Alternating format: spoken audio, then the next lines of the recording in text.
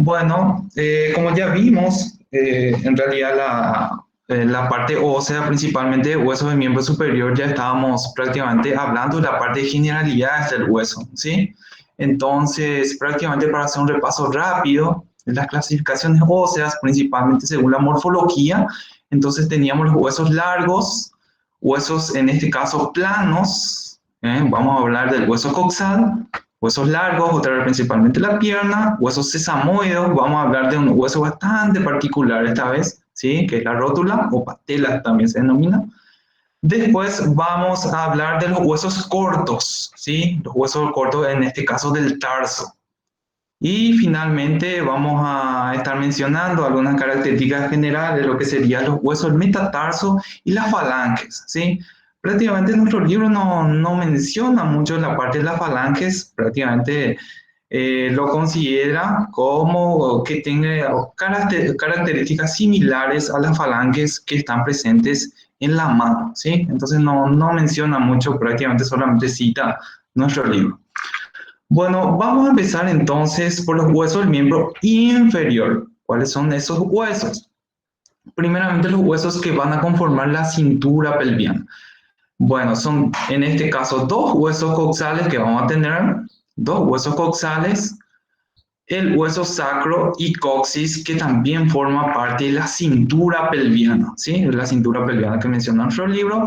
Posteriormente vamos a mencionar o vamos a hablar de las características, en este caso, del hueso del muslo, que es el fémur, prácticamente el hueso más grande que tiene en este caso, el cuerpo humano.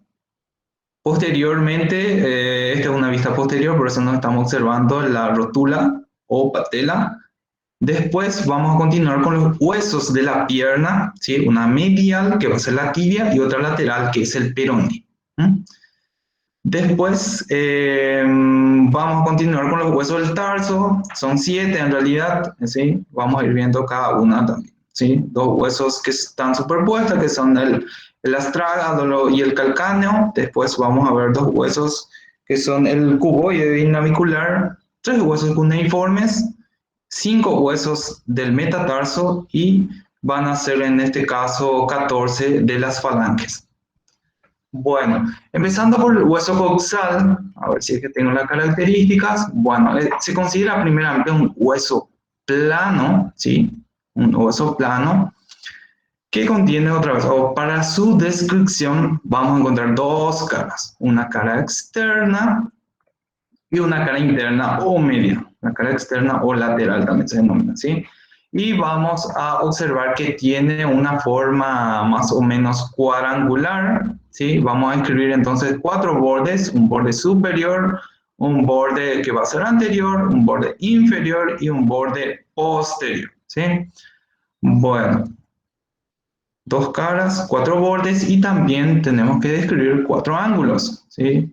Esos 4 ángulos principalmente para la anatomía, en este caso descriptiva y topográfica, que es muy importante.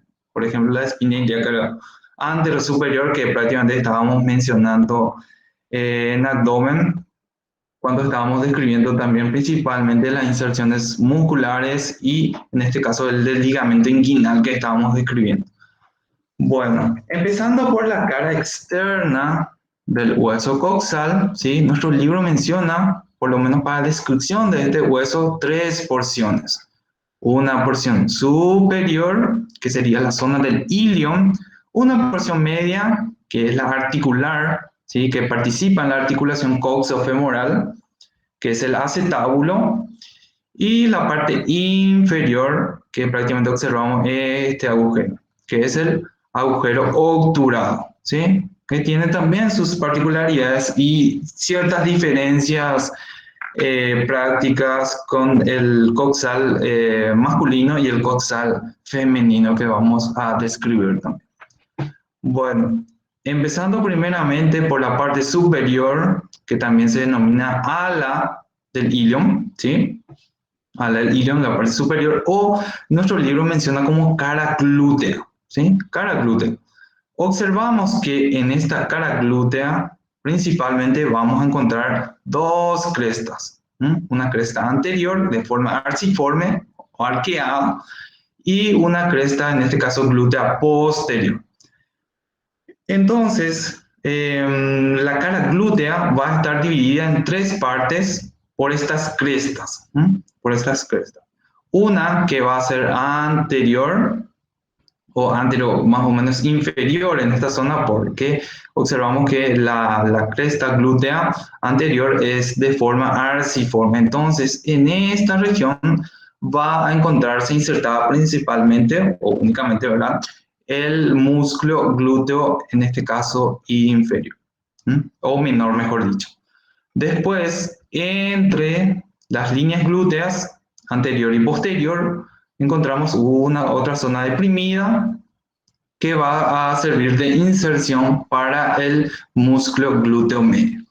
Posteriormente, a la línea glútea posterior, vamos a encontrar dos superficies. Una superficie más irregular, una superficie más rugosa, que va a servir para inserción del músculo glúteo mayor, y también una porción más o menos posterior inferior que es mucho más lisa, ¿sí? Bueno, también en algunas partes ustedes van a encontrar la línea glútea inferior, pero nuestro libro solamente lo cita, ¿verdad?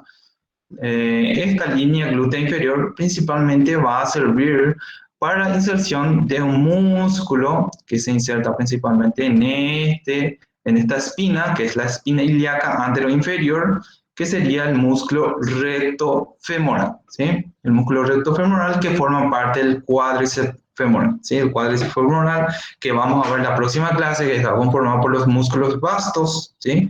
El vasto medial, el vasto lateral, el vasto medio, intermedio y el músculo recto femoral, que se va a insertar en esta espina ilíaca superior y tiene un tendón directo y también tiene un tendón reflejo. Entonces, ese tendón reflejo del músculo recto femoral es la que se va a insertar en la línea glútea inferior, o la que es más constante, una escotadura en esta zona que, como está en relación superior al cótilo o el acetábulo, entonces se considera el surco supraacetabular. Entonces en esta región se va a insertar también el tendón reflejo del recto femoral.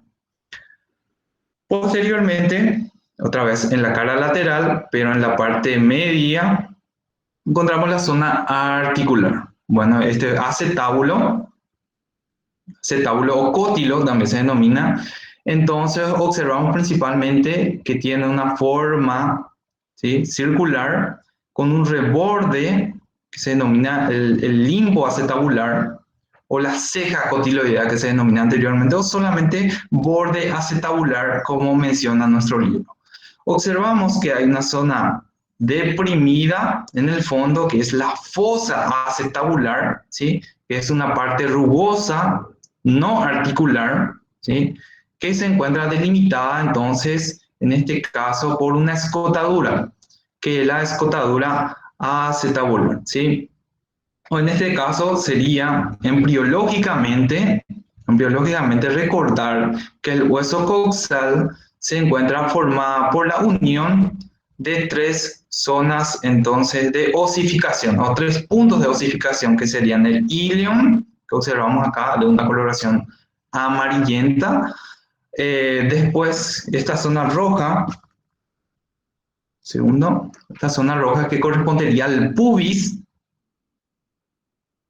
A ver, segundo que voy a colocarle el puntero. Esta zona anterior, que sería el marco, prácticamente lo que conformaría el agujero obturado, de una coloración rojiza, es el pubis, y la parte posterior del marco del agujero obturado, que correspondería entonces al isquium. La unión entre estos tres huesos, principalmente, conforman las denominadas escotaduras, que en el hueso adulto prácticamente es imperceptible, ¿sí? Las dos uniones, tanto del ilion con el pubis y el ilion con el isquium, ¿sí? Se denominaría escotadura ilioisquiática y escotadura iliopúbica, que prácticamente son imperceptibles entonces en un hueso, en este caso coxal adulto. Mientras que la que sí se observa, que sería la escotadura acetabular en este caso, entonces sería la unión tanto del pubis con el isquion. Esa escotadura es la que se observa entonces en el adulto y forma parte de lo que sería la fosa acetabular, ¿sí? Que es no articular, la parte no articular del acetábulo. Después observamos que tiene una zona bastante lisa de forma semilunar, que es la porción articular del acetábulo, ¿sí? Entonces, que estaría en relación con la cabeza femoral, ¿sí? Participa en la articulación coxofemoral en ese caso.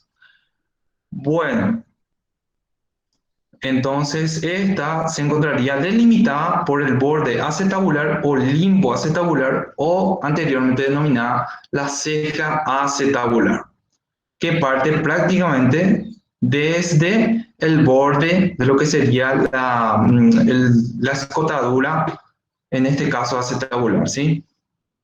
Después, ya otra vez en la cara lateral, pero inferiormente, encontramos a este agujero ovalado, principalmente esto en el sexo masculino, y es irregularmente triangular en el sexo femenino, que no observamos acá, por supuesto. Entonces, este agujero obturado se encuentra rodeado por un marco del agujero obturado, principalmente anteriormente encontramos al pubis, a las ramas del pubis, que sería una parte más bien horizontal, que se denomina la rama superior del pubis. Después encontramos una zona cuadrangular que correspondería al cuerpo del pubis y otro segmento óseo que se dirige inferior y posteriormente que correspondería a la rama inferior del pubis. Esta rama inferior del pubis se continúa con otro marco óseo del agujero obturado, que sería primeramente la rama del isquion, y una porción cuadrangular bastante gruesa que corresponde al cuerpo del isquion, ¿sí? Entonces, de esa forma encontramos delimitada a nuestro agujero obturado. Inclusive, nuestro libro menciona algunas eminencias óseas, como el tubérculo obturado anterior y un tubérculo obturado posterior, que más bien son de inserciones, en este caso, de la membrana obturatriz. La membrana obturatriz, a ver si es que tengo una imagen, creo que no tengo, pero sí, la membrana obturatriz tendría que estar ocupando prácticamente todo el agujero obturado, ¿sí? Entonces, esos tubérculos, tanto anterior y posterior, sirven para la inserción de la membrana obturatriz, que en realidad es como un tejido conjuntivo fibroso, ¿sí? Bastante resistente, que se encuentra recubriendo ese agujero. Bueno, si es que tienen alguna pregunta en cuanto o con respecto a la cara externa o lateral del hueso coxal. Así continuamos.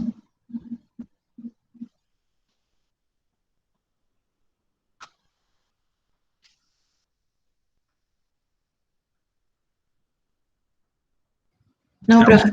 Ok, perfectamente bueno. Yo pensé que me quedé sin conexión o algo. Un segundo, entonces voy a colocar otra vez mi puntero. ¿Sí? Si tienen alguna duda, cuestión, ¿sí? Pregúnteme. Si no sabemos, le preguntamos al doctor. Si no sabemos otra vez, estudiamos otra vez y aprendemos todos. ¿Ok? Bueno, continuamos con la cara medial del hueso coxal, ¿sí? La cara medial del hueso coxal que prácticamente va a estar dividido en dos regiones, una porción superior y una porción inferior por esta línea, que es la línea arcuata o línea arqueada, que eso también se denomina. Esta línea es en realidad muy importante, principalmente en la parte de ginecología o tocología, ¿verdad? Ya que marca prácticamente en este caso, el límite de lo que sería la pelvis superior con la pelvis, en este caso, real o inferior, ¿sí? Bueno, esta línea, como ustedes observan, prácticamente parte la cara medial entonces en dos segmentos. o inclusive tres segmentos, como ustedes encontrarán en algunas literaturas. Una parte superior o denominada fosa ilíaca, ¿sí? Fosa ilíaca, y una parte inferior que prácticamente va a estar en relación otra vez con el marco óseo del agujero obturado. Bueno, superior entonces a esta línea vamos a encontrar la fosa ilíaca, que prácticamente tiene una superficie bastante lisa y sirve para inserción del músculo ilíaco, ¿sí? Que prácticamente sería la porción ilíaca del músculo psoas ilíaco. Después, y bastante importante, sería esta zona que es articular, que tiene una forma más o menos que recuerda al pabellón auricular, por eso se denomina inclusive carilla auricular, que sería la zona de articulación con en este caso, el hueso sacro, ¿sí? El hueso sacro. La articulación entonces sacrococcígea. Entonces recuerda más o menos al pabellón auricular, por eso se denomina carilla auricular. Bueno, posterior a esta carilla articular o auricular, como se denomina, vamos a encontrar una porción más bien rugosa que sirve más bien de inserciones ligamentarias. Vamos a ir viendo después también. Cuando hablemos de músculo, también vamos a mencionar algunos músculos que se encuentran insertas en esta región. Después vamos a mencionar también las espinas ilíacas posterior-superiores y posterior-inferiores cuando hablemos de borde posterior. Después, inferior a esta línea arcuata o línea arqueada, observamos que está delimitado entonces por el cuerpo del pubis, la rama superior del pubis, la rama inferior del pubis, la rama del isquion y el cuerpo del isquion. Principalmente observamos superior al agujero obturado una zona cuadrangular bastante lisa que sirve para inserción del músculo obturador interno, ¿sí? Después, también, y ustedes lo más probable es que ya hayan desarrollado algo de lo que sería la zona de inserción, en este caso el músculo transverso del perineo, también del músculo bulbo cavernoso que se encontraría inserto en esta región.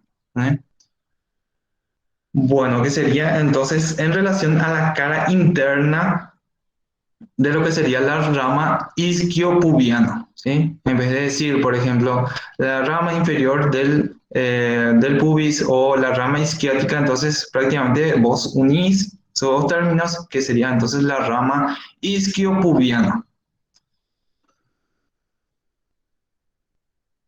También vamos a observar otra vez, pero desde la superficie interna, los tubérculos entonces obturadores anterior y posterior, como mencionamos que servía de inserción para la membrana obturatriz. Observamos también en esta región, en relación al agujero obturado y la rama superior del pubis, un surco que sería el surco obturador, ¿sí? Prácticamente ese surco obturador es por donde pasa desde la cara endopelviana hacia la cara externa. Entonces el surco obturador se extiende hasta la cara externa, que se sirve para el paso de los vasos y nervios obturadores, ¿sí? Cuando vemos la parte de vascularización de esta zona, principalmente la vascularización de la cabeza femoral, tenemos que describir detalladamente lo que sería la arteria obturatriz. Bueno, ya describimos prácticamente las dos caras, ¿sí? La cara medial, la cara lateral o externa, y tenemos que continuar con los bordes, ¿sí? Como tenía la forma cuadrangular, entonces tenemos que describir los bordes. Vamos a describir los bordes anterior, el borde anterior, borde posterior, el borde superior, a ver si que tengo, el borde superior y el borde inferior. Bueno, empezamos por el borde anterior. Bueno, el borde anterior prácticamente comienza a nivel del ángulo anterosuperior. En el ángulo anterosuperior encontramos la espina ilíaca anterosuperior, ¿sí? Después observamos una escotadura, que es una escotadura innominada, principalmente va a servir para el paso de un nervio, que es el genitofemoral, que vamos a ver cuando vemos la parte de plexo lumbosacro. Después se continúa con la espina ilíaca anteroinferior, que como les mencioné, principalmente sirve para inserción del tendón directo del recto femoral. Posteriormente encontramos otra vez otra escotadura, que sirve principalmente para el paso lo que serían los fascículos musculares del psoas ilíaco. Después encontramos una eminencia iliopúbica, que sería prácticamente la región de la fusión de lo que sería tanto el ilion como el pubis, ¿sí? La eminencia iliopúbica. Una zona entonces en donde el hueso está un poquito más sobrelevado. Después vamos a encontrar una región triangular de vértice inferior que correspondería entonces a la cresta pectínea, o en este caso a la región pectínea o área pectínea, ¿verdad? Que se encuentra delimitada por el pecten del pubis o la cresta pectínea en sí, e inferiormente va a estar delimitado por, en este caso, el borde posterior del surco obturador, ¿sí? Borde anterior y un borde posterior del surco obturador. Entonces, el borde posterior del surco obturador va a delimitar esta zona triangular correspondiente al área pectínea, ¿sí? Entonces, esta área que tiene una forma triangular va a servir principalmente para la inserción del músculo pectíneo. Posteriormente, tendríamos que encontrar ya prácticamente en esta región, que sería el tubérculo del pubis, ¿sí? Acá observamos una zona más sobrelevada que sirve para inserción del ligamento inguinal, ¿sí? Ligamento inguinal, ligamento poupar, ligamento de falopio, de Versalio, ¿sí? Tiene varios nombres, pero nuestro libro principalmente considera como el ligamento inguinal, ¿sí? Como es más conocido.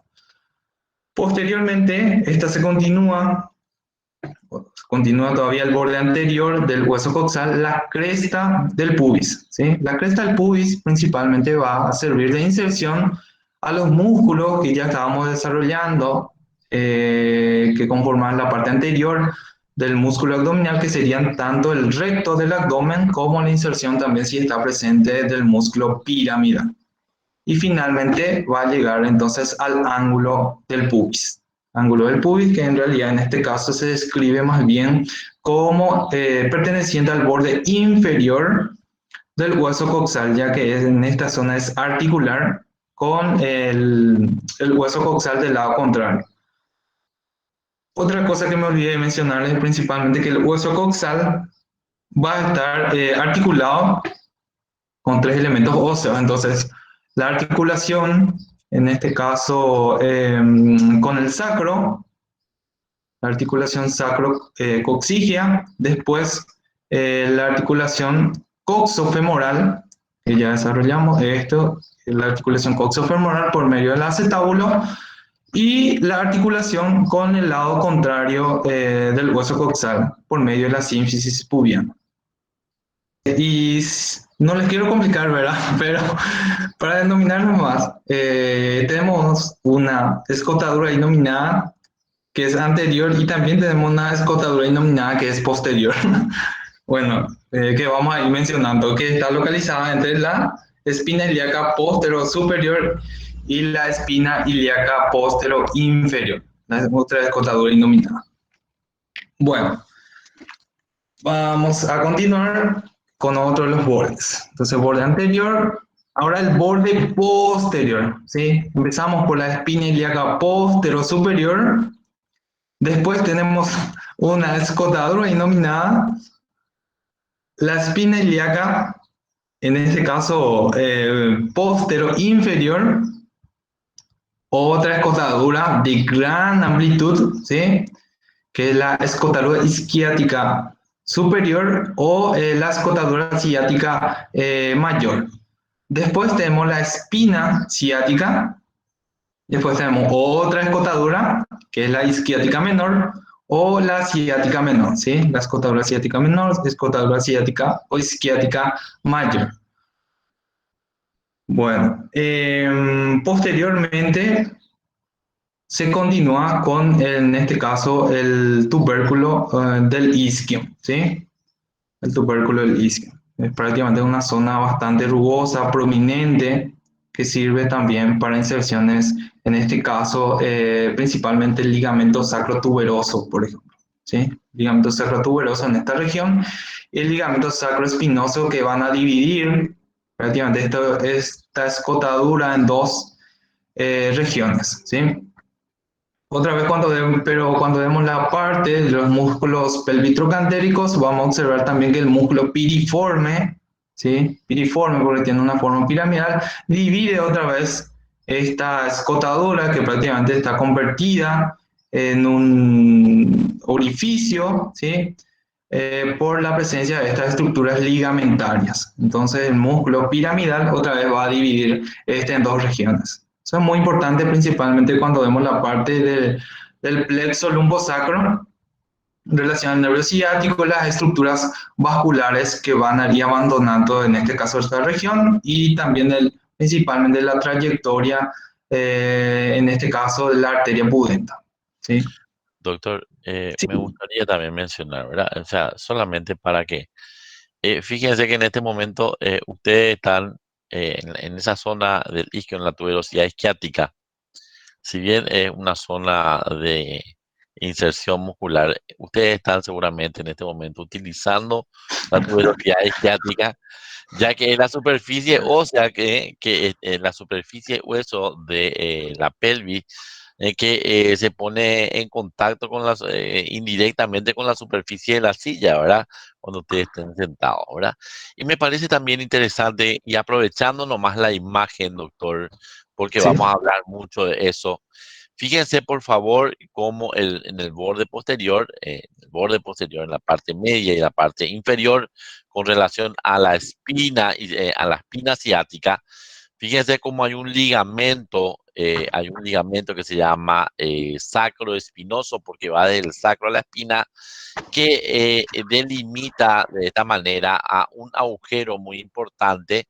Se transforma esa escotadura denominada escotadura ciática mayor en un agujero que se denomina agujero ciático mayor, por donde bien, como dijo el doctor, están saliendo algunos elementos vasculares, nerviosos, músculos, etcétera, ¿verdad? Y como por debajo, nuevamente, encontramos a otro ligamento que se denomina sacro tuberoso porque va justamente de la tuberosidad isquiática hasta el sacro, delimitando otro agujero un poco menor, que se encuentra con relación a la escotadura ciática menor, y que al cerrar la escotadura ciática menor forma el agujero denominado agujero, el agujero sacrociático menor. Entonces, me pareció lo más interesante porque muchos elementos están entrando y saliendo de la pelvis a través de esos agujeros osteofibrosos importantes. Así que le agradezco muchísimo al doctor y le pido disculpas, por favor. Gracias. No, por favor, muchísimas gracias, Doc. También observamos en esta imagen, había sido que tenía, ¿verdad? La membrana obturatriz, que prácticamente va a recubrir casi todo el agujero obturado, a excepción de esta región que está en relación al surco obturado, ¿sí? Prácticamente entonces va a permitir el paso de los vasos y nervios obturadores desde la endopelvis hacia entonces la cara externa, eh, que se encontraría en relación entonces en este caso al acetábulo, o enviaría una rama, en este caso a la región acetabular, y vascularizaría la parte de la cabeza femoral. ¿Alguna pregunta que tengan con respecto al borde posterior del coxal? Bueno, vamos a continuar con el borde superior. que prácticamente correspondería a la cresta ilíaca, ¿sí? La cresta ilíaca que prácticamente ya estábamos mencionando también cuando hablamos de la inserción muscular en la región anterolateral del abdomen, ¿sí? La inserción de los músculos anchos. Después, con respecto al borde superior, ¿sí? Lo importante de recordar el borde superior es que presenta otra vez dos labios, en realidad un labio lateral y un labio medial, y deja otra vez un intersticio entre los dos labios. No observamos bien acá. Si tengo otra imagen que muestre mejor. Bueno, un labio lateral, un labio medial y un intersticio entre esos dos labios. Esto sirve de inserción principalmente entonces para los músculos anchos del abdomen, el labio lateral para, en este caso, el oblicuo externo, el intersticio para el oblicuo interno y el labio, en este caso medial, que serviría de inserción para el músculo transverso del abdomen, ¿sí? Y posteriormente, ¿sí?, un poco más posteriormente, pero también la cresta ilíaca, por ejemplo, vamos a encontrar la inserción del dorsal ancho, del cuadrado lumbar, ¿sí? En esta zona, inclusive ya la espina ilíaca posterior superior, encontraríamos la inserción también de los músculos elevadores de la columna. Y la parte anterior, por supuesto, pero ya representaría la región de la espina ilíaca anterosuperior, la inserción del músculo sartorio y en este caso el tensor de la fascia lata, el músculo tensor de la fascia lata que vamos a ir describiendo la próxima clase. Con respecto al borde inferior, como bien les mencioné, en este caso la superficie articular, a ver si es que tengo otra imagen. Bueno, la superficie articular prácticamente ya correspondería a la región superior del borde inferior, ¿sí?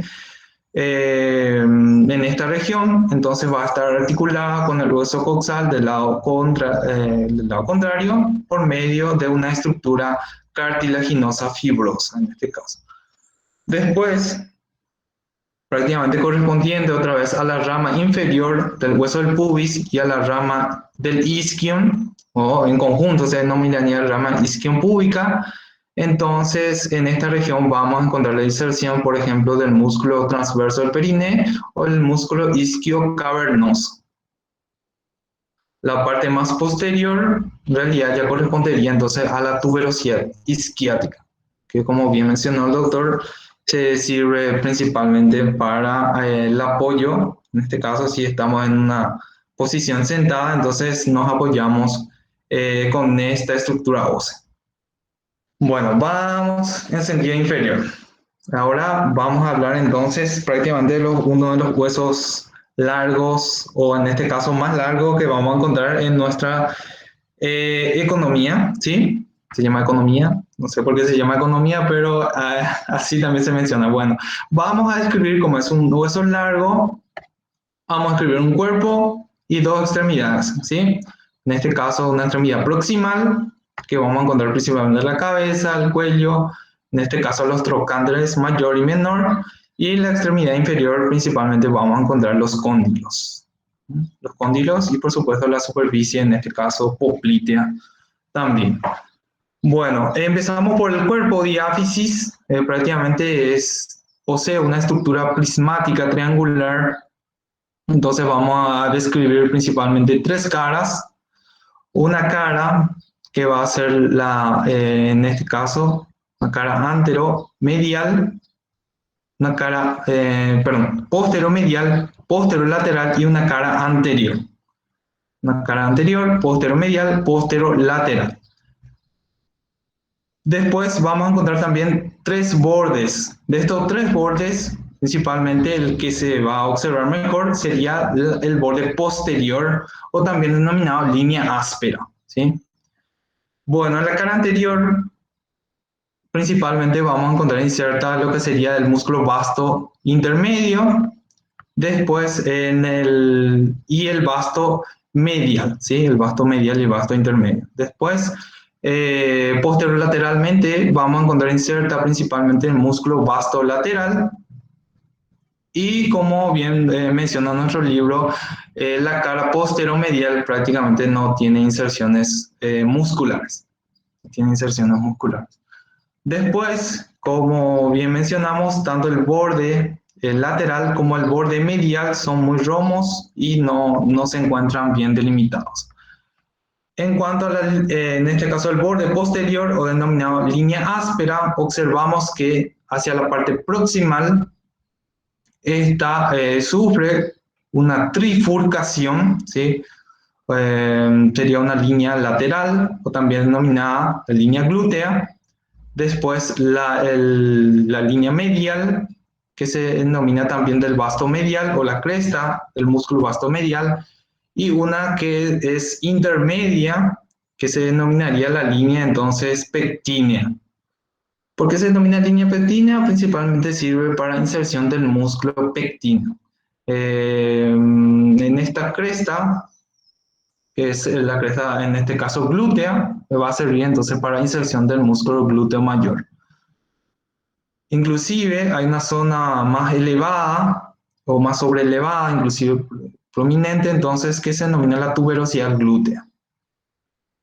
Inferiormente, esta línea entonces se bifurca, que se denomina entonces las líneas, en este caso popliteas mediales, medial y lateral, ¿sí? O, perdón, las líneas condíleas, medial y lateral, que van a delimitar entonces un espacio triangular de vértice superior, que sería el espacio popliteo, la superficie poplitea del extremo inferior del fémur. También recordar que prácticamente en relación a la línea áspera vamos a encontrar insertas las estructuras musculares, el labio lateral, entonces principalmente al vasto lateral, también el vasto medial, que va a estar en relación al labio de trifurcación medial, como el labio, en este caso medial de la línea áspera, el vasto medial, y en el intersticio entre esos dos labios vamos a encontrar principalmente insertos los músculos aductores, ¿sí? Eso vamos a ver mejor cuando vemos la parte de inserciones musculares, que sería la próxima semana. Bueno, después tenemos que describir la extremidad proximal del fémur, ¿sí? La extremidad proximal, esta superficie articular en forma esférica que correspondería a la cabeza del fémur, prácticamente correspondería a 3/4 partes de una esfera, como mencionó bien nuestro libro, de 25 a 30 centímetros de radio, ¿sí? Entonces, que va a estar en relación al acetábulo del hueso coxal. Inclusive podemos observar una pequeña escotadura en la cabeza, entonces, del fémur, que correspondería a la zona de inserción del ligamento de la cabeza del fémur, que prácticamente lo une con la fosa acetabular, ¿sí? El ligamento de la cabeza del fémur. Posteriormente encontramos o continúa como una estructura cilíndrica aplanada en sentido anteroposterior, que prácticamente corresponde a la zona del cuello del fémur, ¿sí? La zona del cuello del fémur. En esta región, principalmente, entonces vamos a encontrar unos orificios, pequeños orificios, que serían más bien de estructuras vasculares, tanto en la cara anterior como en la cara posterior. O sea, como se encuentra aplanada en sentido anteroposterior, vamos a encontrar una cara anterior y una cara posterior, ¿sí? Un borde superior y un borde inferior. Entonces, ¿cuál es la función de este cuello? Prácticamente une lo que sería la cabeza femoral con las estructuras, en este caso trocantéricas, de la extremidad proximal del fémur. O lo une, vamos a decir, con el cuerpo del fémur. Después, inclusive, nuestro libro menciona una pequeña escotadura en esta región, ¿sí? Prácticamente correspondería a una escotadura en donde recibe al borde acetabular cuando, por ejemplo, en este caso el miembro inferior se encuentra en abducción. Después tenemos que describir una estructura cuadrangular correspondiente al trocánter mayor. En este trocánter mayor, entonces, como es una estructura bastante abultada, podemos escribir una cara lateral, una cara medial, que es estamos observando acá, pero una cara medial, uno borde superior, borde posterior, borde inferior y también tenemos que describir un borde anterior, ¿sí? Entonces, tanto los bordes como las caras van a servir principalmente de inserciones musculares. Principalmente el borde anterior, por ejemplo, que va a servir de inserción para el músculo glúteo medio. El borde posterior, el borde superior, primeramente que sería de inserción para el cuadrado femoral en esta región, que se encontraría inserta también una continuación de lo que es el glúteo mayor. Después, ya en relación al...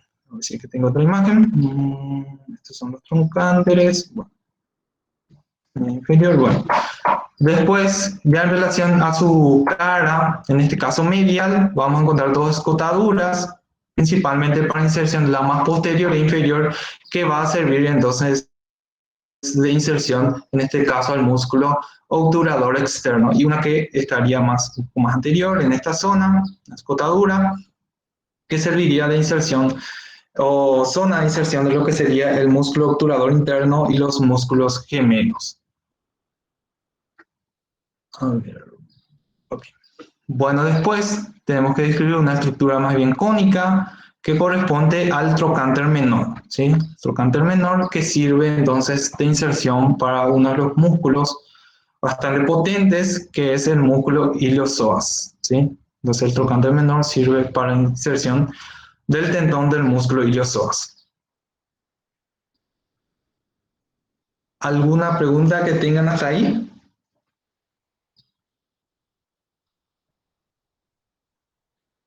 No, profe, todo claro. Ok. Bueno, continuamos entonces con el extremo inferior del fémur. Que principalmente vamos a encontrar dos, en este caso, estructuras articulares que se denominan cóndilos, tanto un cóndilo medial como un cóndilo lateral. Entonces, esta presenta una escotadura central, que es la escotadura intercontílea, que prácticamente entonces va a formar inclusive la fosa intercontílea en esta región.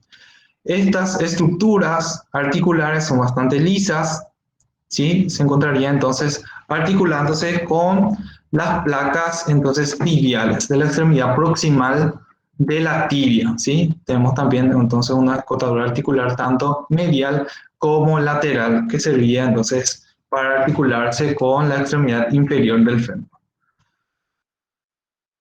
Sí, podemos escribir algunas particularidades que ya estábamos mencionando principalmente, entonces sirve para inserciones musculares, tanto si estamos posterior, sería la cresta intercondílea, se me olvidé mencionarles, una cresta intercondílea, la parte posterior y una línea intercondílea que prácticamente estaría en la parte anterior, une ambos, entonces, en este caso, trocánteres, tanto el trocánter mayor como el trocánter menor. Línea intercondílea y, y línea intertrocantérica y la cresta intertrocantérica. En la extremidad inferior, entonces, principalmente la parte anterior o denominada segmento rotuliano, que estaría en relación entonces a la rótula, ¿sí? Que vamos a escribir también, los huesos sesamoides bastante particulares que se encuentra también. Bueno, y posteriormente a los cóndilos propiamente dichos, tenemos otra vez el lateral o externo y el interno o medial. Entonces, la parte posterior, que es los cóndilos propiamente dichos, y es la parte anterior, que corresponderían al segmento rotuliano. Estas presentan una leve diferencia, ¿sí? Principalmente, ya escribimos las estructuras articulares, pero en las partes, en las caras colaterales, como denomina nuestro libro, caras colaterales, tenemos tanto medial o interno y lateral o externo, ¿sí? Leves diferencias. Principalmente tenemos una estructura, en este caso, sobrelevada en la parte media de la cara colateral, en este caso del epicóndilo medial, que correspondería, en este caso, al cóndilo interno, ¿sí? O al epicóndilo, mejor dicho, interno.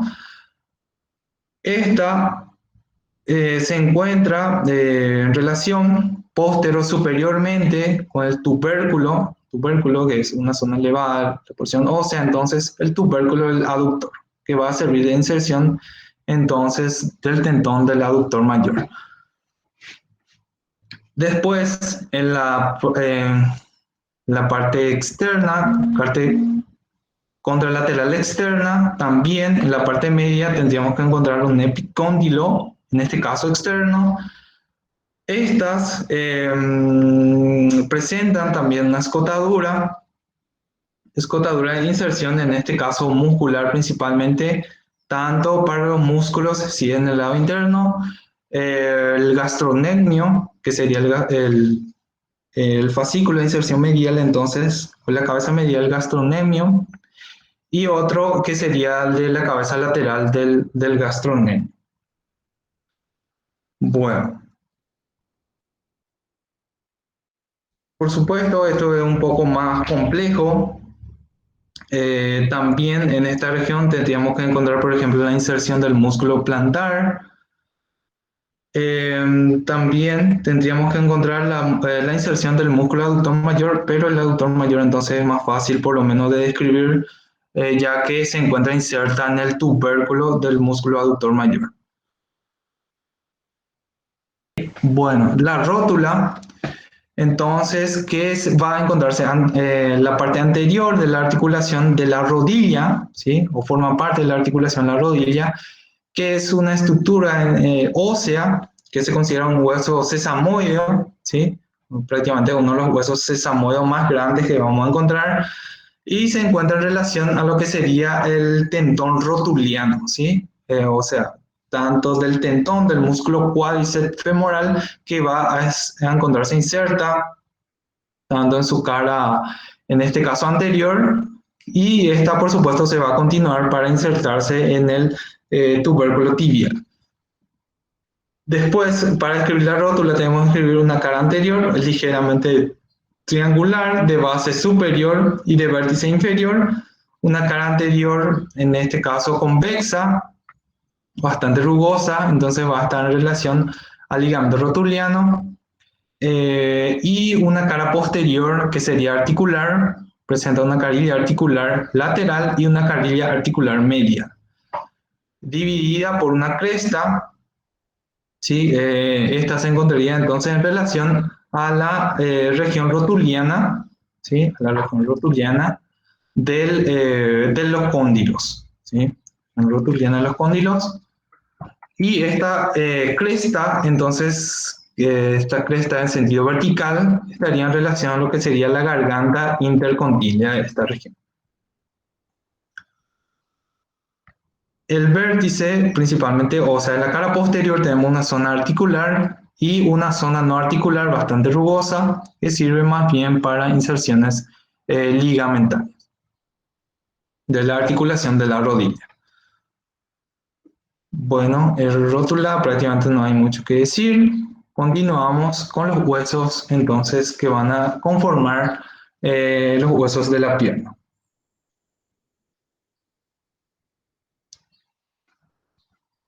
¿Cuáles son esos huesos de la pierna? Entonces vamos a encontrar un elemento óseo medial, hueso largo, que es la tibia, ¿sí? Y una que es lateral, que es el hueso peroné, ¿sí? El peroné. Bueno, la tibia, vamos a describir también como es un hueso largo, vamos a escribir un cuerpo y dos extremidades, una extremidad proximal y una extremidad distal. En el cuerpo también es de prismática triangular, o sea, vamos a escribir tres caras y tres bordes.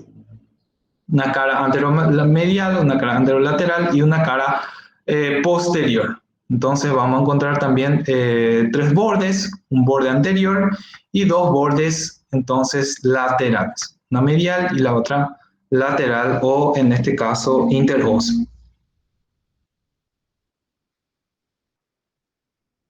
Bueno, después tenemos que describir principalmente la extremidad proximal que participa en la articulación de la rodilla. En este caso vamos a encontrar las superficies articulares excavadas correspondiendo a los cóndilos femorales que estábamos describiendo, y entre estos placas tibiales, que se denominan placas tibiales, para la articulación con los cóndilos. Entonces, entre esos dos vamos a encontrar también, en este caso, sobrelevaciones óseas correspondientes a los tubérculos, en este caso, intercondilos, tanto medial como lateral. También, pero inferiormente, vamos a encontrar esta prominencia ósea correspondiente a la inserción del músculo rotuliano, que sería el tubérculo tibial, ¿sí? El tubérculo tibial. Después vamos a ver, cuando vemos las inserciones musculares, principalmente entonces la cara anteromedial prácticamente está en relación a la superficie cutánea, y la parte anterolateral que va a estar en relación a los músculos anteriores entonces de la pierna, que vamos a ver después que eran 4, los músculos tibial anterior, el tercer peroneo y los músculos extensores de los dedos, extensor de los dedos como el extensor largo del primer dedo, o el extensor largo del dedo gordo. Después, pero ya en la cara posterior, va a estar en relación a las inserciones musculares, lo que corresponderían al compartimiento posterior de la pierna, que eran prácticamente 8 músculos que vamos a describir también en la siguiente clase. Entonces, lo importante de la cara posterior es que prácticamente va a estar dividida por una línea, que es la línea del sóleo, que entonces va a servir de inserción, en este caso, para ese músculo. Después, observamos que también una cresta, en este caso vertical, que prácticamente divide otra vez la cara posterior en 2 regiones, principalmente para inserciones musculares, en este caso la lateral, que serviría la inserción para el músculo tibial posterior, y la medial, entonces, para el músculo flexor largo de los dedos. A ver qué podemos escribir. Después, ya en la extremidad inferior de la tibia, tenemos que escribir esta proyección ósea, que principalmente va a corresponder a lo que sería el maleolo medial, lo que vos inclusive podés llegar a palparte, como es, vamos a decir, subcutánea, inclusive es bastante accesible a la exploración, entonces correspondería al maleolo medial, mientras que el maleolo lateral va a corresponder en realidad a la extremidad distal del peroné, ¿sí? Entonces el maleolo medial siempre va a ser, en este caso, prolongación o dependencia de la extremidad distal de la tibia. Bueno, prácticamente estábamos describiendo ya la tuberosidad tibial. También nuestro libro describe, por ejemplo, una sobrelevación ósea, lo que correspondería al tubérculo de Gerdy, principalmente para inserciones musculares, un cóndilo lateral y un cóndilo medial, entonces lo que estaría más bien en relación a las placas tibiales. Estos tubérculos intercondilos van a servir principalmente para inserciones, entonces, de los, en este caso, de los ligamentos cruzados, que vamos a describir cuando hablemos también de la parte de articulaciones de la rodilla.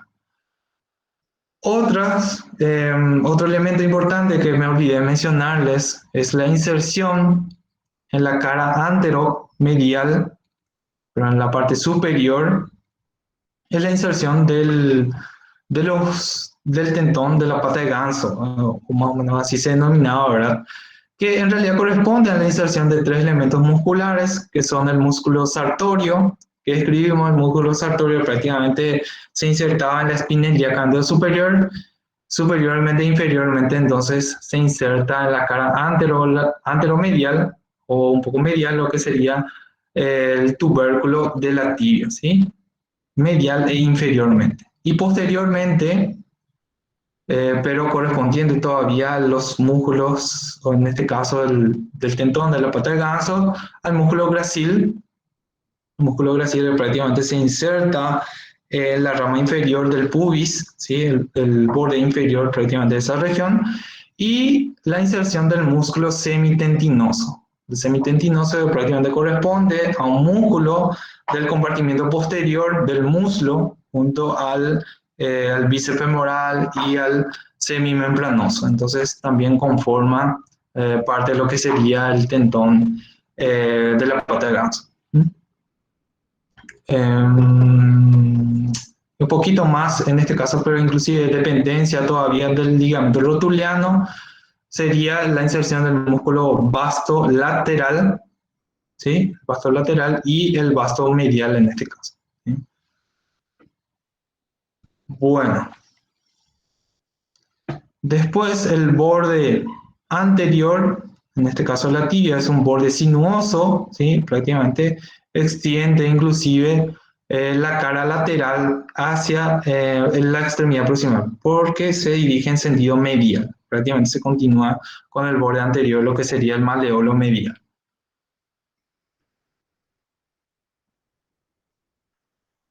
La cara posterior, que ya estábamos escribiendo, prácticamente la línea del sóleo, para inserción del músculo sóleo, y esta cresta vertical que dividía otra vez en dos superficies de inserción, de inserción muscular, mejor dicho, que serían la parte lateral para la inserción del músculo tibial posterior y medial. Entonces esta cresta vertical correspondería al flexor largo de los dedos. Un poco superior a la línea del sóleo se encontraría inserta entonces en esta superficie triangular de vértice inferior, corresponde a la superficie del músculo popliteo. ¿Sí?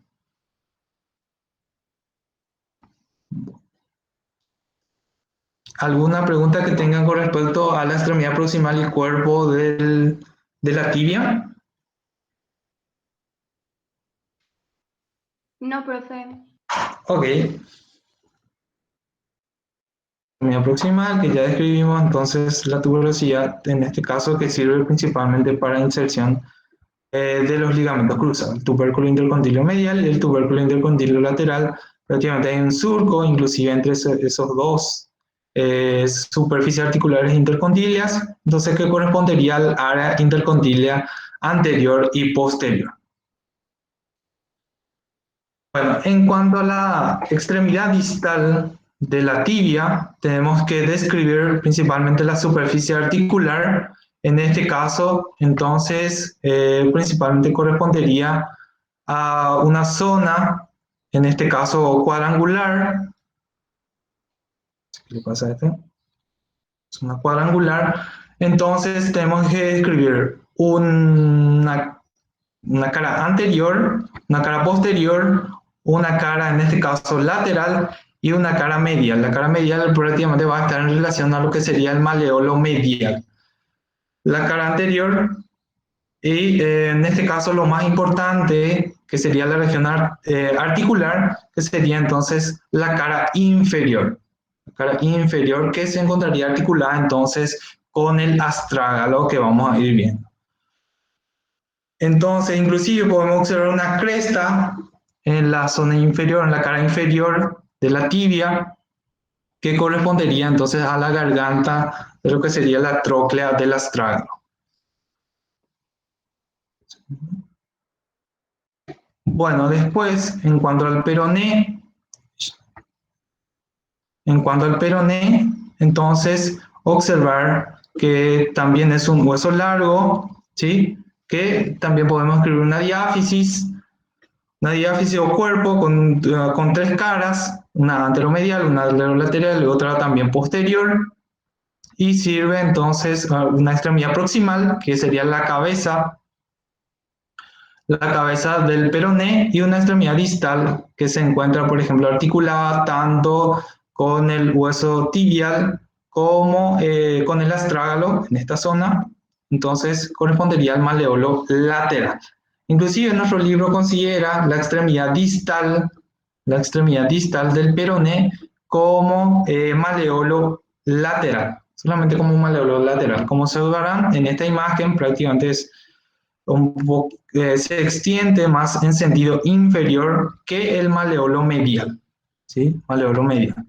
Tenemos que describir también un borde anterior y dos bordes laterales. El borde lateral, en este caso el medial, que va a ser muy importante, ya que en esta región vamos a encontrar la membrana interósea, que es una estructura también ligamentaria presente en esta región. Principalmente va a servir también de inserciones musculares para el compartimiento lateral, que son el músculo peroneo largo y el peroneo corto, que se encontrarán insertas entonces en esta región. También la cara posterior, que va a servir de inserciones también musculares, que vamos a ir viendo del compartimiento posterior, que prácticamente eran 8 músculos. Como mencionamos, entonces, tanto el borde lateral de la tibia como el borde medial del peroné, entonces sirve para inserciones de la membrana interósea. Inclusive en otras literaturas vamos a encontrar que el peroné también se denomina como fíbula, peroné o fíbula. Entonces continuamos con lo que sería el esqueleto del pie. Los huesos del tarso, que van a ser 7 huesos, ¿sí? 2 que se encuentran superpuestas en el extremo posterior, que serían el astrágalo, y el calcáneo, ¿sí? Después tenemos que encontrar un hueso que está en sentido más anterior, pero lateral, que es el hueso cuboides, que se encuentra en relación o articulado con el calcáneo, y otro hueso que se encuentra en sentido más medial, que sería el hueso navicular, que se encuentra relacionado con el astrágalo, ¿sí? Después tenemos 3 huesos muy particulares que tienen una forma de cuña, por eso se denomina huesos cuneiformes. Y se nombra desde la parte medial, ¿verdad? Medial, intermedio y lateral, huesos cuneiformes. Después continuamos con los huesos largos, se consideran huesos largos, pero en realidad son cortitas, ¿verdad? Que son los huesos metatarsianos, ¿sí? Huesos metatarsianos, que son huesos largos, tienen características de huesos largos. Y finalmente continuamos con las falanges, ¿sí? Las falanges, en este caso del pie. Bueno, vamos a empezar con el astrágalo, ok, que ustedes observarán, tiene una forma de tróclea, principalmente que tiene una garganta, 2 superficies articulares sobrelevadas que prácticamente sirven para la articulación entonces con la extremidad distal de la tibia, ¿sí? Con la extremidad distal de la tibia. Entonces, esta cresta que ustedes observan, que está presente en la cara inferior de la extremidad distal de la tibia, correspondería a la garganta, entonces, de la tróclea del astrágalo. Bueno, el astrágalo, o también denominado talus, ¿sí? Talus, sobre recordar, primeramente tenemos que describir sus segmentos. Las 3/4 posteriores corresponderían prácticamente al cuerpo del astrágalo. Después se continúa con un cuello y anteriormente con la cabeza. En la cabeza, en este caso, que sería articular, ¿sí? Se articularía entonces con el hueso navicular en la parte anterior. Después tenemos que describir sus caras. El astrágalo en sí se considera un hueso corto con 6 caras. Entonces tenemos una cara superior, una cara inferior, que es articular, que prácticamente estará en relación, entonces como se encuentran superpuestos con el calcáneo, entonces esta superficie articular, son 3 superficies articulares se corresponderían con el calcáneo. Tenemos que describir una cara lateral, que se encontraría articulado con el maleolo lateral. El maleolo lateral, que ustedes ya recordan, corresponde a la extremidad distal de la fíbula o peroné. Y una cara medial, que también observamos una superficie articular bastante llamativa por la forma en coma que posee, que está en relación entonces con el maleolo medial, en este caso de la tibia. Bueno, y después tenemos que describir también sus caras anterior y posterior del astrágalo. Entonces una cara superior, una cara anterior, una cara inferior y una cara posterior, más las caras tanto mediales como laterales, 6 caras. Bueno, empezando por la cara superior, mencionamos que es articular, prácticamente tiene un segmento lateral que es más extenso que en este caso el segmento medial.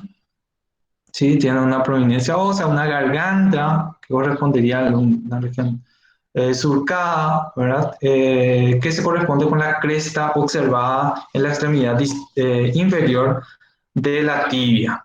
Después, una zona más angosta correspondería al cuello, ¿sí? Al cuello del astrágalo. Observamos múltiples, en este caso, orificios de naturaleza vascular. Después, principalmente se continúa con la cabeza del astrágalo, pero la cabeza del astrágalo más bien se describe en su cara anterior, ya que está en relación con el hueso navicular. En la cara superior también observamos ya la zona, lo que más bien se observaría en la cara lateral, que es la superficie, entonces que estaría en relación con el maleolo lateral. Después, en la cara inferior, que tiene tres superficies articulares, ¿sí? Una carilla articular anterior, una carilla articular media y una carilla articular más extensa, que es la posterior. Todas son para la articulación con el calcáneo.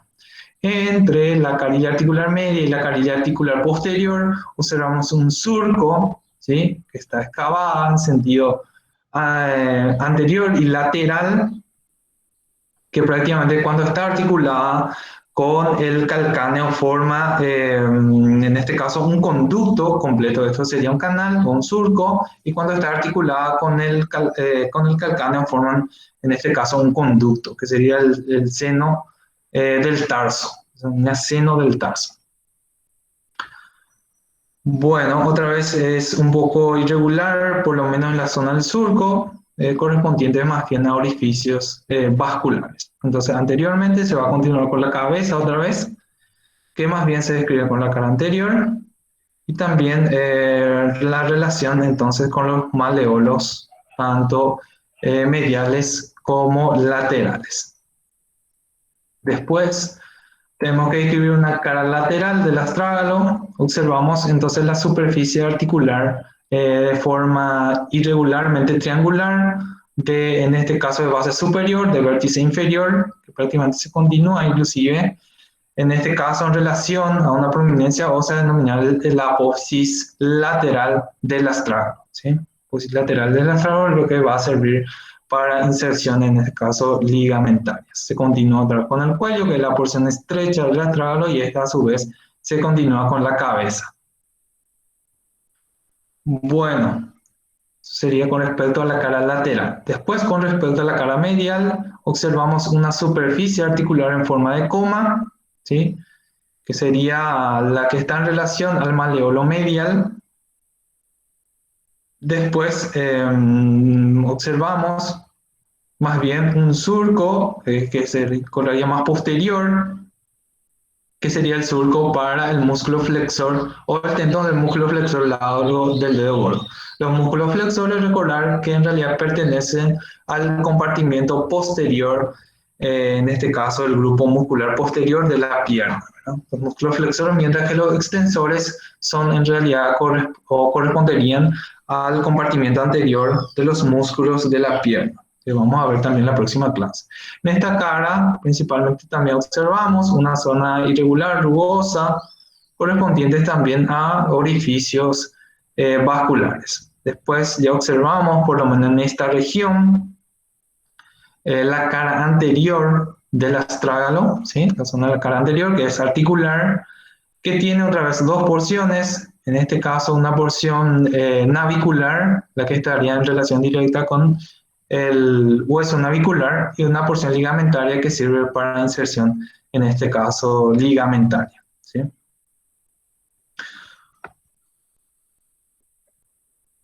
Después, en cuanto a la cara anterior, que prácticamente ya describimos, una región que se encuentra en relación o articulada con el hueso navicular, y otra porción que es la ligamentaria. Entonces son, en este caso, divisiones subsegmentadas otra vez de lo que sería la cara anterior.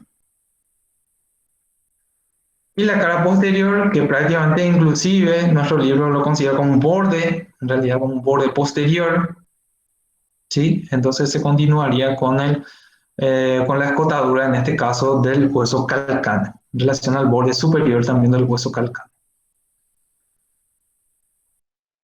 Bueno, continuamos con otros huesos cortos, en este caso el inferior del segmento posterior en este caso de los huesos. Entonces, del pie vamos a observar al calcáneo. El calcáneo también se describe, por ejemplo, que presenta caras, en este caso cara superior, una cara posterior, una cara inferior, una cara lateral y una cara medial. Prácticamente se describen también entonces 6 caras. En el calcáneo, en la cara superior, como estaba en relación, cara superior está en relación al astrágalo, entonces vamos a encontrar las superficies articulares para el astrágalo. Otra vez las 3 superficies articulares, una anterior, una media y una posterior. Y entre la media y la posterior, entonces vamos a encontrar el surco en este caso para el calcáneo, que una vez articuladas forman entonces el seno del tarso. Posterior, ahí ya encontramos la tuberosidad del calcáneo y un poco inferior a esta región prominente, prominencia ósea, entonces vamos a encontrar una zona rugosa que sería de inserción del ligamento, perdón, del tendón calcáneo. ¿Sí? El tendón calcáneo que prácticamente sería un tendón conjunto de los músculos gastrocnemio, tanto medial y lateral, como el músculo plantar. Entonces, forman un tendón único y se insertan en la cara posterior, en la parte posterior entonces del hueso calcáneo. Después, en la cara inferior, lo que sí llama la atención es la presencia de 3 tubérculos, una anterior y 2 que son posteriores. En este caso, la apófisis medial, perdón, 2 apófisis posteriores, mejor dicho. La apófisis medial es mucho más prominente que el lateral. Serían entonces, servirían para inserciones también ligamentarias. El tubérculo del calcáneo, que sería el anterior. En la cara lateral, lo que llama la atención es esta prominencia ósea, que se denomina tróclea peroneal. ¿Por qué? Porque sirve, en este caso, o sea, tiene un surco, está en relación a un surco superior y un surco inferior. El superior serviría para el paso del músculo peroneo corto, mientras que el inferior, el surco inferior, en relación a la tróclea peroneal, entonces sirve para el paso del tendón del músculo peroneo largo. Tanto el peroneo corto como el peroneo largo pertenecen al grupo muscular lateral de la pierna. Posterior a ella, a la tróclea peroneal, pero inferior y entre 1 centímetro posterior, como mencionó nuestro libro, a la carilla articular, posterior para el astrágalo, entonces encontramos otra prominencia ósea que es el tubérculo, y es tubérculo calcáneo que sirve más bien para inserción ligamentaria, que es el ligamento calcáneo peroneo. Después, en la cara medial, lo que más llama la atención es esta prominencia ósea asociada a prácticamente esta prominencia, la apófisis medial, desde la apófisis medial de la tuberosidad del calcáneo hasta el denominado sustentáculo tali, sustentaculum tali, que sirve más bien para el apoyo de la carilla articular media del astrágalo, que está en relación a su parte superior. Entonces toda esta región se denomina el canal calcáneo. Canal calcáneo. También en relación al canal calcáneo, pero un poco inferior al sustentáculum tali o el sustentáculum balastral, lo encontramos un surco que sirve para el paso más bien del tendón flexor largo del dedo gordo. ¿Sí? Tendón flexor largo del dedo gordo, que es un músculo perteneciente al compartimiento posterior de los músculos de la pierna. Compartimiento posterior, otra vez profundo. Esta se va a continuar ya, pero esto en relación a la cara anterior del calcáneo presenta una superficie articular en esta región. Describir. Entonces la carilla anterior vamos a encontrar la superficie articular con el hueso cuboides. ¿Sí? El hueso cuboides, que si observamos en un hueso articulado, entonces pertenece al grupo lateral de los huesos del tarso. ¿Sí? Entonces se continúa lateralmente con el hueso cuboides, el astrágalo con el navicular y el calcáneo con el hueso cuboides. Inclusive, nuestro libro menciona que esta porción del calcáneo corresponde a una porción estrechada de este hueso que se denomina la apófisis calcánea, ¿sí? La apófisis del calcáneo. Entonces, es más bien correspondencia o correspondería a la cara anterior en realidad del calcáneo, una porción más estrecha. O denominada entonces apófisis mayor del calcáneo. Toda esta región, la porción más estrecha de este hueso, entonces se denomina apófisis mayor del calcáneo. Más bien, prácticamente sería como una cabeza de este hueso. Bueno, el hueso cuboides, que también es un hueso corto, prácticamente posteriormente se articularía con la apófisis mayor del calcáneo, o en este caso la cara anterior del calcáneo.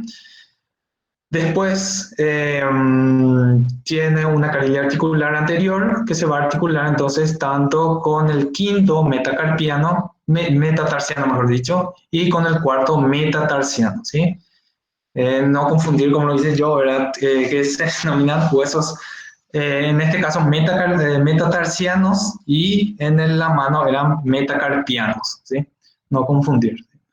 Bueno, entonces tenemos una cara posterior que es articular con el hueso calcáneo, una cara anterior que se articula con los dos últimos metatarsianos, una cara en este caso medial o también denominado base, ¿sí? La base. ¿Por qué? Porque la cara lateral se considera como el vértice o la arista de esta estructura, entonces prismática, más o menos prismática triangular, como menciona nuestro libro, ¿sí?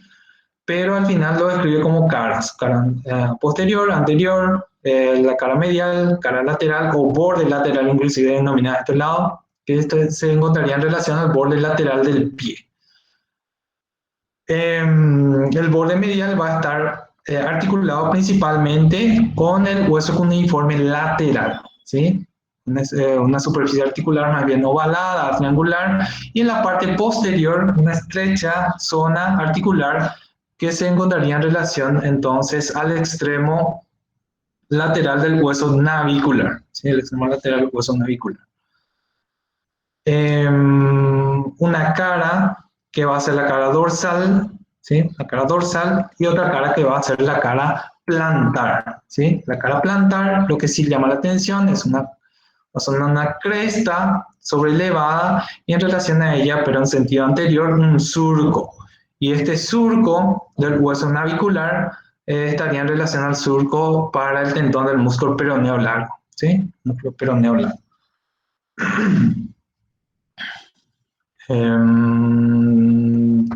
Bueno, después continuamos con el hueso navicular. El hueso navicular en su cara dorsal, ¿sí? ¿Por qué se denomina navicular? Porque la relacionan con una nave, un navío, ¿verdad? Un barco pequeño. Bueno, utilizamos mucho la imaginación. Bueno, por eso se llama hueso navicular, ¿sí? Hueso navicular. Y el hueso cuboides, que me olvidé de mencionarles, que se denomina inclusive el hueso escafoides, es lo que sería del tarso, ¿sí? Un hueso navicular, entonces, posteriormente, o en su cara posterior, va a estar articulado con el astrágalo, mientras que distalmente o en su cara anterior va a estar articulado o presenta tres superficies articulares, una medial, una intermedia y una lateral, para los huesos cuneiformes, entonces medial, intermedio y lateral. medial, intermedio y lateral. Entonces, por dos crestas verticales en sentido vertical, entonces divide la superficie articular anterior para estas tres estructuras óseas. Prácticamente tienen una forma más bien triangular, irregular. La más convexa sería la que se encuentra en relación al hueso cuneiforme medial. Después los otros son más bien planos, la superficie articular. Después, a ver, en su cara dorsal, sí encontramos una tuberosidad en relación para inserción, en este caso muscular, del hueso navicular.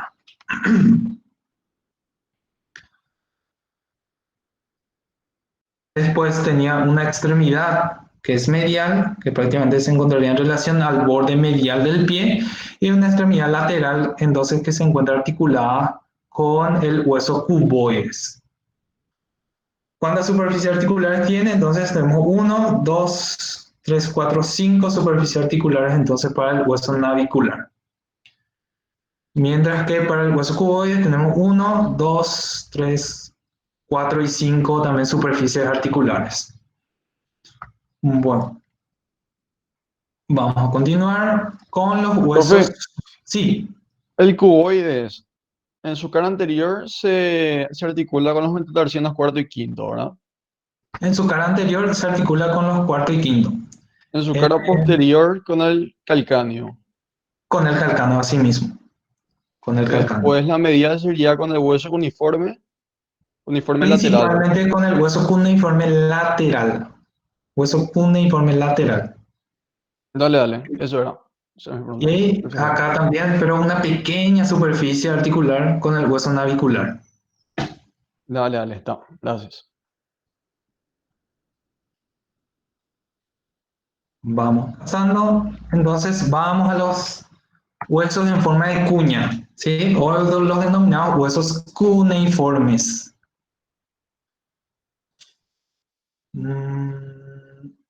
Bueno, acá tendría que poner hueso cuneiforme. Me olvidé de colocar sesamoide, puse. En realidad los sesamoides estarían en relación al primer hueso metatarsiano, ¿sí? Huesos cuneiformes, entonces, medial, intermedio y lateral.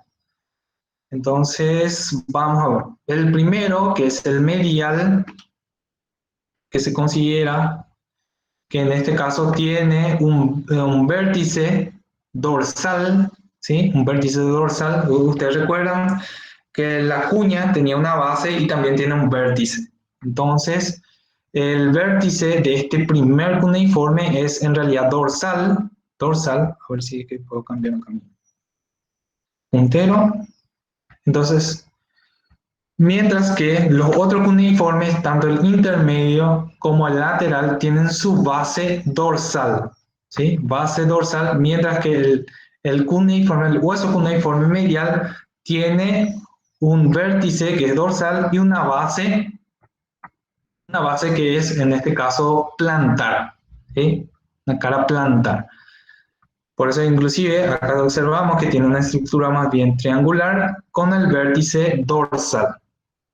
Bueno, en este hueso cuneiforme, aparte de escribir las diferentes caras, una cara posterior que va a estar articulado con el hueso navicular, que ya escribimos su superficie articular. Después, lateralmente, porque medial va a formar parte de lo que es el borde medial del pie. Entonces, lateralmente se va a articular con una superficie en forma, en este caso, tiene dos vertientes, una vertical y otra horizontal.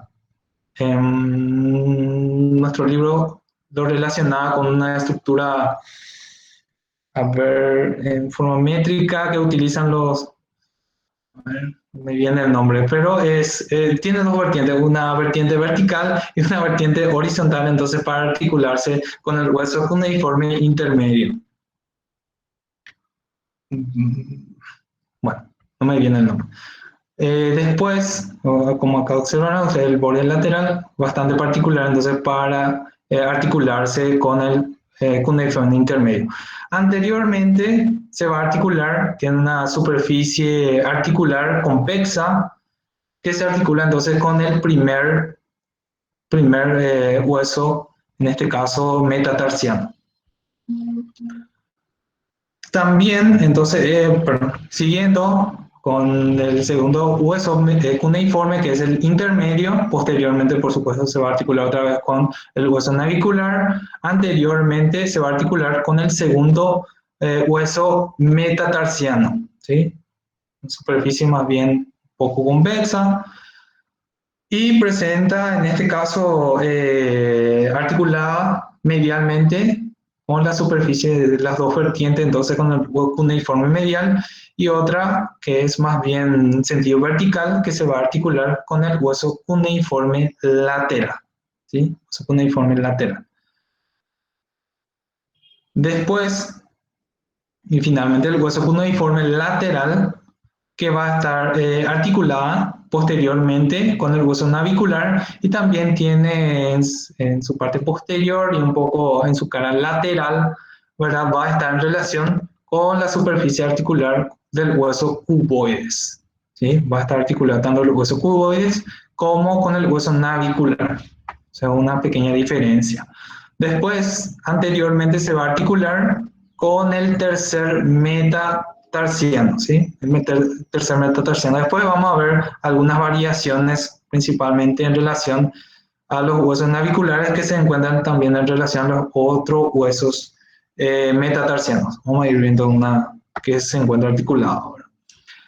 Bueno, hasta ahí lo que sería el hueso cuneiforme o los huesos del tarso, ¿verdad? Encontrábamos posteriormente los dos huesos superpuestos, que eran el astrágalo y entonces el hueso calcáneo. Después se continúan medialmente el hueso navicular y lateralmente el hueso cuboides. Después estas se continúan entonces con los huesos cuneiformes, en forma de cuña. Entonces, esto corresponderían los vértices si hablamos de los huesos cuneiformes intermedio y lateral. Tiene su vértice entonces en la cara plantar, mientras que el vértice del hueso cuneiforme medial correspondería a la cara dorsal. Bueno, continuamos con los huesos metatarsianos. ¿Qué consideraciones tenemos que tener en cuenta para hablar de los huesos metatarsianos? Otra vez, igual que los metacarpianos, tienen unas características comunes y unas características que son particulares, ¿sí? Se considera un hueso largo, ya que tiene un cuerpo, que es un cuerpo prismático triangular, con 3 caras, 3 bordes, y 2 extremos. Los extremos, en este caso proximal o base, y un extremo distal o cabeza, ¿sí? Que se va a articular entonces con los huesos de la falange del pie. Bueno, una de las particularidades, eso serían las características comunes, ¿sí? Entonces presentan un cuerpo y 2 extremos, una base y una cabeza articular. El primer hueso metatarsiano, mejor dicho, que se articula con en este caso, el hueso cuneiforme medial, es prácticamente el hueso, en este caso, más corto, pero el más ancho, ¿sí? El primer hueso metatarsiano, más corto, pero el más ancho. Entonces, en sentido proximal se articula tanto con el cuneiforme medial como en sentido lateral de su extremidad proximal también se va a articular de forma inconstante con el segundo hueso metatarsiano. Después, una de las particularidades del segundo hueso metatarsiano es que prácticamente es el hueso metatarsiano más largo, ¿sí? A diferencia del primer hueso metatarsiano, ¿sí? También observamos que se articula proximalmente con el segundo cuneiforme, el hueso cuneiforme intermedio, más los bordes colaterales, como se denominan los bordes colaterales, entonces mediales, que va a estar articulados tanto con el hueso cuneiforme medial como de forma inconstante con el primer hueso metatarsiano. Mientras que lateralmente, o la cara colateral, lateral, va a estar en relación con el hueso cuneiforme lateral más el tercer hueso metatarsiano, ¿sí? Entonces se va a articular prácticamente con los tres huesos cuneiformes más de forma inconstante con el primer metatarsiano más con el tercer hueso metatarsiano. Entonces tener todas esas consideraciones. Después, entonces la diferencia principal se va a dar en las superficies articulares, tanto proximales como de las caras colaterales. Después, el tercer hueso metatarsiano se va a articular proximalmente con el tercer hueso cuneiforme, que es el hueso cuneiforme lateral, más medialmente con el segundo metatarsiano y lateralmente entonces va a estar articulada con el cuarto metatarsiano. Después, el cuarto hueso metatarsiano se va a articular medialmente con el tercer hueso metatarsiano más una parte, pero de forma inconstante, como menciona el libro, con el hueso cuneiforme lateral, ¿sí? Entonces se puede articularse tanto con el tercer metatarsiano como de forma inconstante, entonces con el hueso cuneiforme lateral. Y en su cara colateral lateral va a estar articulado entonces con el quinto hueso metatarsiano. ¿Y cuál es la particularidad del último hueso metatarsiano? Entonces que posee en realidad un tubérculo de proyección posterior que sirve para inserciones en realidad más bien musculares. Y por supuesto no posee una carilla articular en su cara colateral lateral.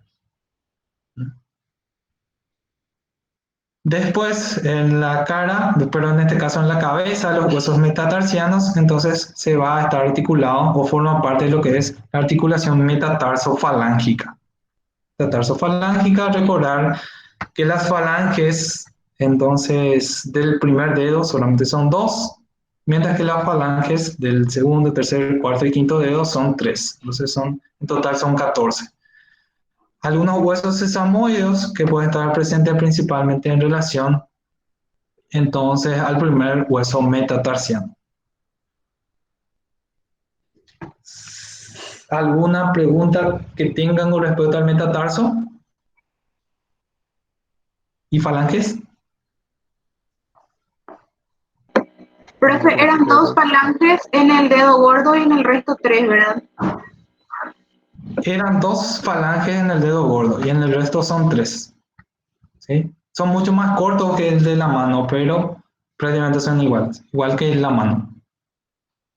Entonces son 14 en total, tenemos 5 huesos metatarsianos, 9 más 7 huesos del tarso. ¿Cuánto tenemos en total?